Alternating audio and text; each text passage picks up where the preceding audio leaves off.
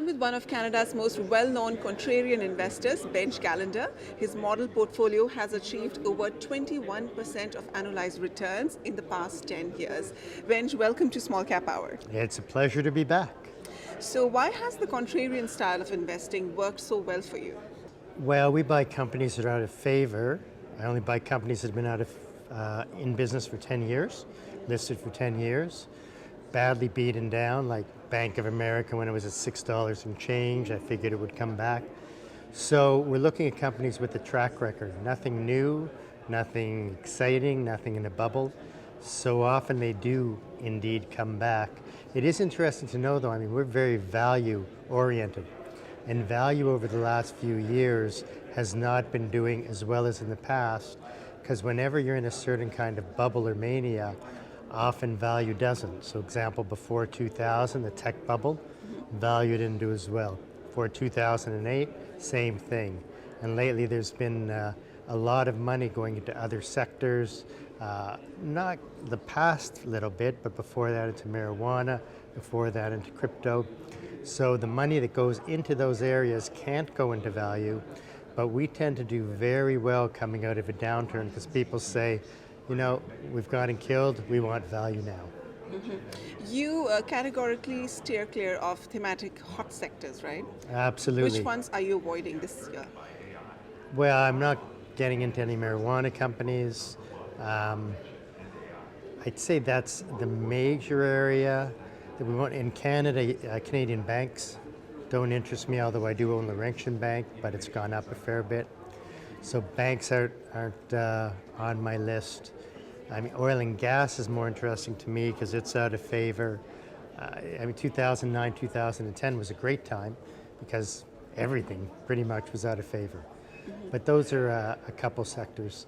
But in marijuana now, the bloom has come off the bud to some degree.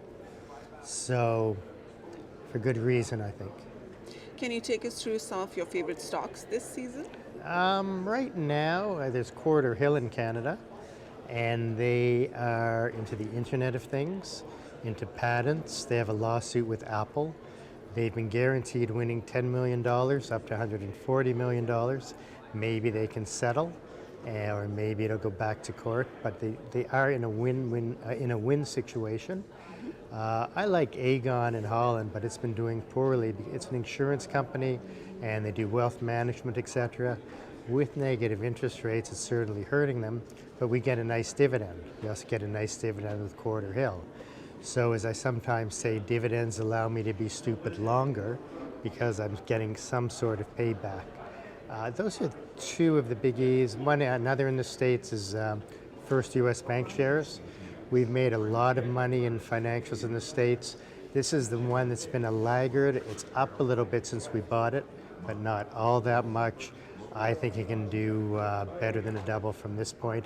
And again, it's another company that's paying a dividend. What do you take away from the 2 days of the Money Show? How has the investor mindset, their aspirations and goals changed since the last few years that you've attended the conference? Well, people are more optimistic now than they were, although some are moving to more pessimism because markets are high. I've been coming to this since the late 90s. So I saw during the tech boom, people were all excited. I saw during the bust, saw before 2008, after 2008. So I've seen a lot of cycles. I've seen a lot of resource cycles and other ones. I'd say right now, a lot of people are pretty confident, but a lot of people are also quite wary. And they're warier now than they were 2 or 3 years ago. And I think that's a good thing. Yeah. And what's your last parting word to our viewers? Why does it pay to be contrarian? Well, I think our results speak for themselves. I think we're the opposite of getting caught in a bubble. And too many people get caught in bubbles and excitement. But to do what we do, you have to really have your feet to the ground. You have to ignore a lot of the noise out there. So I think that's important. Patience is important, and not getting caught into everything sent to you, because there's a lot of crap out there and one has to be wary. Benj, such an honor talking to you. Wish you all the best. Thank you. I wish you all the best, and an honor talking to you too.